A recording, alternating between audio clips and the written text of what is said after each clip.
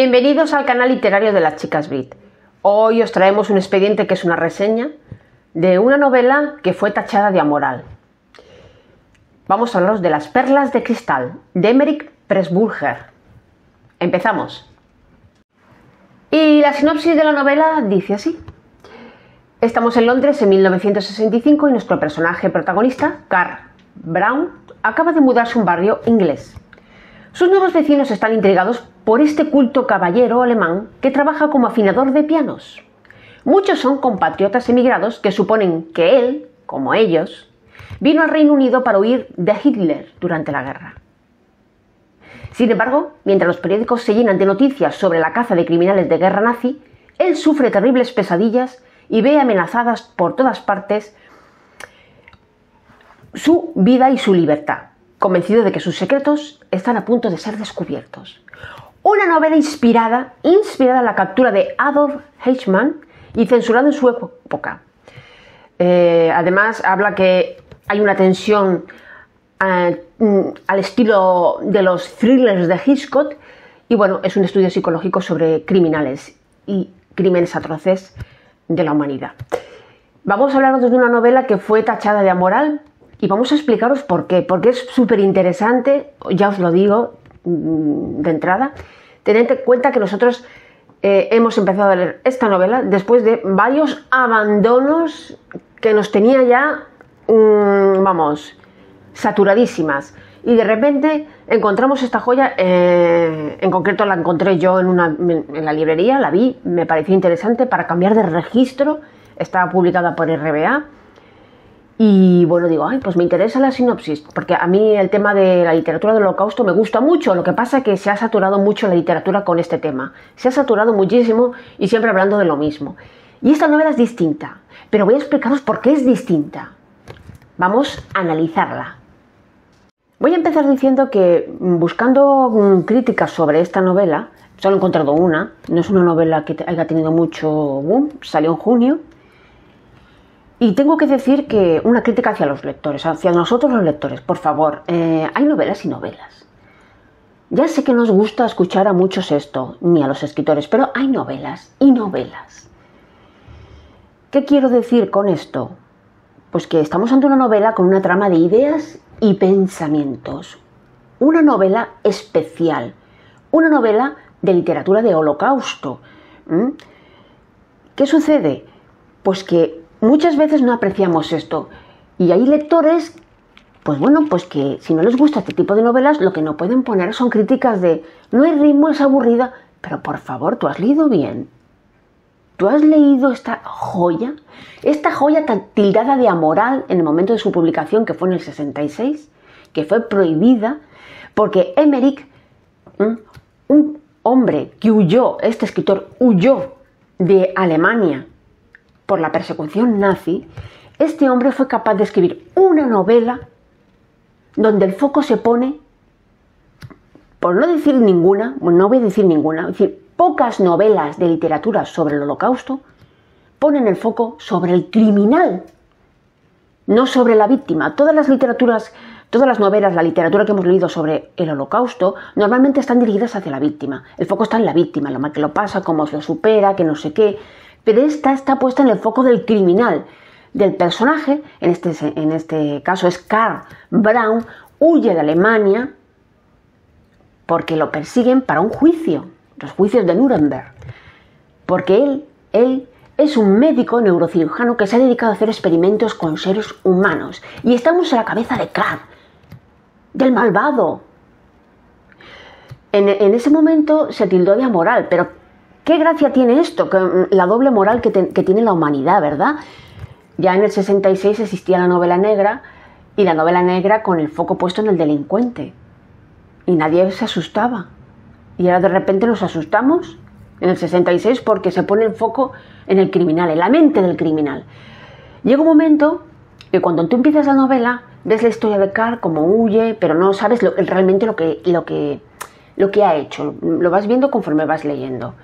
Como él intenta moldar su vida, cambiar su vida, reza a Dios, una persona creyente, una persona que cree que todo lo ha hecho bien, una persona que tiene que dejar su profesión médica para dedicarse a afinar pianos para sobrevivir, que tiene que borrar todo su pasado, todo lo que era antes, para poder llevar una vida.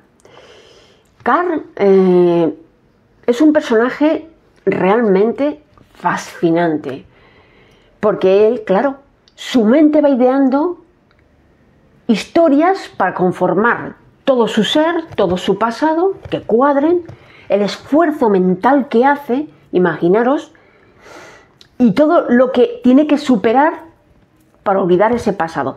Pero lo increíble, no por remordimientos de conciencia, ni mucho menos. Mira, querido seguidor, quiero leerte una cosita que está aquí, que me llamó muchísimo la atención, la explicación que se da a él mismo al principio de las páginas, que se da Carl a él mismo ante lo que ha hecho en la época nazi. Tened en cuenta que esta novela está inspirada en la captura de Adolf Eichmann. Luego hablaremos de quién es Adolf Eichmann, porque vais a alucinar. Adolf Eichmann fue uno de los artífices de la solución final con el tema de los judíos. Cuidado, la solución final fue ese proyecto de qué hacían con los judíos, cómo los exterminaban, y cuando se ideó la historia de utilizar cámaras de gas para exterminarlos en Auschwitz. Pero bueno, quiero leeros lo que Carl, el pensamiento, cómo razona este ser. Dice, ¿quién es un criminal? ¿Qué es el deber? Si la mayoría de las personas eligen un gobierno y un líder y este gobierno electo, este líder electo serán las autoridades que definirán cuáles son los deberes de la ciudadanía, hay que obedecer o te convertirás en un enemigo del Estado y las consecuencias serán obvias. Ahora, asumamos que ese gobierno es derrotado unos años después. Al fin y al cabo, todos lo son antes o después, ¿cierto? En esto tiene razón. Y te dicen que no deberías haber obedecido lo que hacías. No era cumplir con tu deber, sino que has cometido un crimen por el que te van a perseguir y que como den contigo, te juzgarán como un criminal. Peor aún, a pesar de que exista una limitación legal para juzgar un crimen, no hay limitación alguna para tu crimen. Dios bendito, si el acusado de esta sala es un criminal, todos lo somos. Deberíamos cerrar las salidas y hacer que la gente siguiera entrando.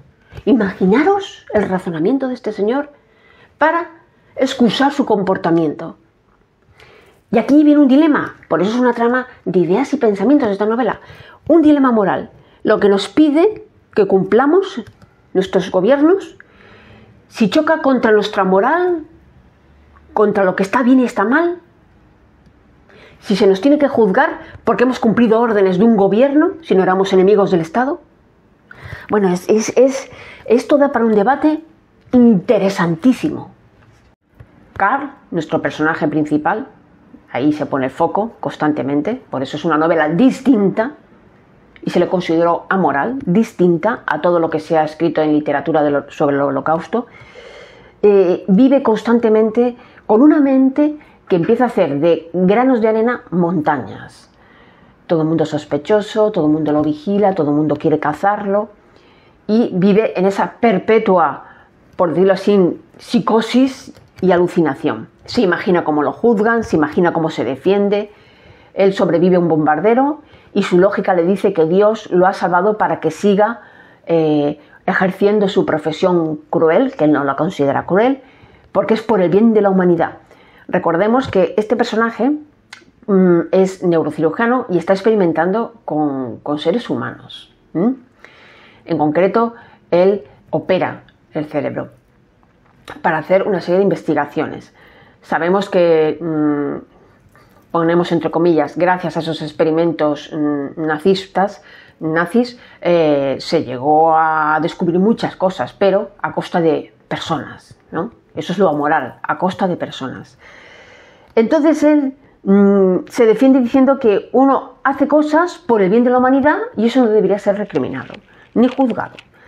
Hay muchas frases, muchísimas frases en las que un lector puede pensar, puede debatir consigo mismo y con su moralidad, con su bagaje, lo que está bien, lo que está mal. A mí lo que más me ha sorprendido de todo esto es cuando él hace la reflexión sobre cuando el gobierno te pide que tienes que hacer algo si no eres un traidor, si no vas en contra del gobierno, y tienes que hacer algo que va en contra de la moral, del bien, del mal, qué hacer, ese debate, ¿por qué se le tiene que juzgar después a esa persona cuando él ha hecho lo que tenía que hacer y ha obedecido un gobierno que ya no está en el poder? A mí me ha parecido interesante ese debate, ¿no? Porque al final eso crea una insumisión.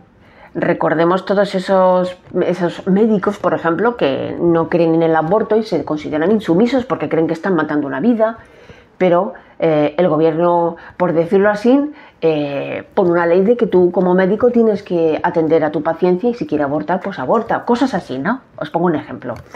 O a los insumisos o los que no son creyentes no eran creyentes de hacer el servicio militar, que se declaraban insumisos. Bueno, hay muchos casos, ¿no? Qué interesante, ¿verdad? Vivir al margen de la ley por no obedecer al gobierno, o hacer lo que dice el gobierno, ser obediente y luego ser juzgado por crímenes como el de guerra. A mí me ha parecido una novela fascinante. Fascinante, que todos deberíamos leer. Hasta qué punto tenemos que ser obedientes a nuestros gobiernos, y más hoy en día. Esa capacidad que tenemos para delimitar el bien del mal, ¿no? Y que a veces son líneas muy difusas, y más hoy en día que hay tanta información, hay tanto ruido de fondo, tanta red social que nos atabala. Esto está bien, esto... Yo creo que todos tenemos una capacidad para pensar por nosotros mismos sin que nos bombardeen y sin vernos presionados, ¿no? Esto me ha parecido muy, muy interesante. Y ahora vamos a hablar un poquito sobre la historia. La novela es recomendable, es un 10, es una maravilla, os la recomiendo. Las perlas de cristal, de Emeric Pressburger. Y ahora voy a hablaros de un personaje, porque en la contraportada hay un párrafo que dice que la novela está inspirada en la captura de Adolf Eichmann y censurado en su época. Dice que es un clásico de culto que posee la tensión de los thrillers del Hitchcock, cierto, porque Carr está constantemente en tensión, y constituye un apasionante estudio psicológico sobre un hombre culpable de crímenes atroces que intenta esconderse a la vista de todos. Vamos a hablar de Adolf Eichmann. ¿Quién era? Porque a mí me ha interesado tanto que, aparte de la novela, puedo decir que Carr es una mezcla de un montón de personajes de criminales de guerra nazis. O sea, es una mezcla de Mengele, bueno, es una mezcla. El personaje está creado o construido con una mezcla de personajes, pero al mencionar la contraportada que está inspirado en la captura de Adolf Eichmann, quiero hablaros de quién era este personaje, porque me he documentado y me ha parecido fascinante.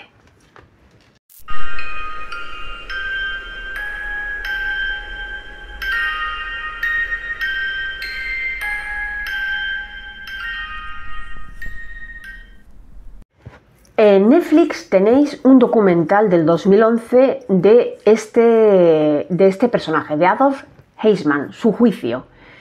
Está en francés, eso sí, no está en español. Y luego en Amazon Prime hay una película que es La Solución Final, que lo que pasa es que hay que suscribirse. Hay que suscribirse a ese canal. Nosotras, el grupo de lectura, ha estado visualizando la conferencia de 2022 y también un documental que se llama Eichmann, tal cual, Eichmann, Adolf Eichmann, un documental que hay en Netflix. El documental es muy interesante porque marca todo el juicio cuando es capturado este personaje, y luego sabéis que él fue ahorcado al final, fue juzgado en Israel, Eichmann. Y imaginaros, habla un poco del abogado que busca pruebas para acusarlo, de las entrevistas que tiene con el personaje, va dando saltos al pasado de lo que hizo este personaje. Me ha parecido súper interesante, súper interesante. Y luego hay una película en Prime que es La Conferencia de 2022, que hay que pagar, que son 3 euros. Es una miseria, la verdad, para la riqueza de este documental, porque trata sobre la conferencia que hizo los nazis, una cumbre para hablar de la solución final. En la película La Conferencia de 2022, que ya os digo que por 3 euros la tenéis en Amazon Prime, vale la pena, de verdad, la conferencia del año 2022. Esta película habla sobre la solución final, esa conferencia, esos altos cargos que se reúnen para buscar una solución final en la que se exterminen todos los judíos europeos, porque no forman parte de la raza pura alemana. Buscan soluciones toda la novela, toda la película, perdón, toda la película se enfoca en esa conferencia, en esa reunión, pero es tan nada aburrida, ¿eh? No creáis que es aburrida, no hay acción, pero todo está ahí metido, como distintos personajes, tanto de gobiernos como militares, SS, están hablando de varias partes de Europa, van hablando de qué solución, van aportando soluciones para exterminar a los judíos europeos. En esa conferencia está Adolf Eichmann, precisamente, que es al final el que da una solución para exterminar a los judíos. Y me llamó muchísimo la atención porque iban hablando todos, por ejemplo, uno que formaba parte de la parte de Polonia, un militar que decía que él no quería a todos los judíos ahí metidos en su territorio, qué iba a hacer con tantos judíos, cómo utilizarlo, cómo transportarlos, qué hacer, cuántas horas tendrían que dedicar, cuántos días, hablaban incluso de 400 y pico días para exterminar a todos los judíos a base de tiros, de fusilarlos, que no había bastante balas, que estaban en medio de la guerra. Bueno, súper interesante, es que lo recomiendo de verdad, a mí me ha fascinado.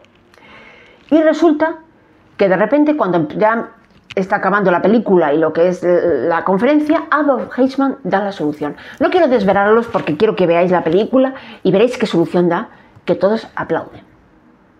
Este personaje fue muy importante en la solución final, en esa conferencia. Fue muy importante. Yo os digo, es una película que vale la pena ver, pagar, vale la pena. Tened en cuenta, por ejemplo, que en el Holocausto, aparte de judíos, se exterminó mucha gente por su ideología, por su insumisión al régimen nazi, por ejemplo, a toda la homosexualidad, los testigos de Jehová, que llevaban el triángulo púrpura, también ellos fueron víctimas del nazismo. Es muy interesante. Yo, por ejemplo, los testigos de Jehová hicieron aquí en Lérida pues como una especie de, me parece que fue en el 97 o en el 98, 97-98, hicieron una especie de exposición en el pabellón de cristal de los Campos Elíseos. Hizo una exposición sobre los testigos de Jehová, cómo sufrieron en los campos de concentración, ¿no? A mí me pareció, que cómo sufrió ese grupo por sus ideas religiosas. Dicho esto, creo que no deberéis perderos la película. La novela es totalmente recomendable. Además, ha supuesto para nosotras un respiro en lectura, porque realmente llevábamos 4 abandonos seguidos. Es que llevábamos 4 abandonos seguidos. Y este ha sido olvidarnos de toda la literatura del Holocausto tan repetitiva, que si la enfermera de Auschwitz, que la secretaria de Auschwitz, y no sé qué, que no sé cuánto, que la de Hitler. Olvidaros. Esta es una novela distinta, fue tildada de amoral, precisamente porque se pone el foco en el criminal y cómo quiere sobrevivir, toda su cabeza, cómo va pensando, que podía ser perfectamente la cabeza de una persona que huye de la guerra y es una víctima. Pero a él, como no lo quieren cazar, también su relación con las mujeres, lo que le sucedió a su esposa y su hija. No os he desvelado nada, porque ya cuando lees la contraportada sabéis que el personaje ha sido malo, no es la víctima. Pero todo lo que desarrolla ahí, esa ideas, esa trama de pensamientos, yo creo que todos deberíamos leer Las perlas de cristal de Merit Pressburger. Pues nada más, espero que la disfrutéis, que os animéis a leerla y que busquéis esta película y estos documentales que os he mencionado, y vais a disfrutar y vais a conocer otra parte de ese estupor mundial que hubo en esa época nazi, que muchos, por ejemplo, quiero comentaros una cosita. Diréis, ¿para qué nos comentas esto? Bueno, porque mi madre es testigo de Jehová. Entonces hay muchas cosas que a mí me inculcó de pequeña como testigo de Jehová. Y una de las cosas es que, por ejemplo, para los testigos de Jehová, esa época de maldad, que no se ha repetido en la historia de la humanidad, esa época de maldad extrema, porque es una maldad extrema, ellos creen que detrás había una fuerza maligna que empujaba a esos hombres a ser tan malvados. Imaginaros la maldad que se acumuló en esa época, ¿no? Es una anécdota que os cuento, ¿eh? No quiere decir que yo lo crea, no lo deje de creer, pero me parece interesante el enfoque que le dan los testigos de Jehová a esa época en la historia, a esa franja histórica. ¿De acuerdo? Pues nada más, no tengo que contaros nada más. Disfrutad del verano, leed mucho, descansad. La mente necesita descanso para que en septiembre volvamos con más fuerza. Adiós.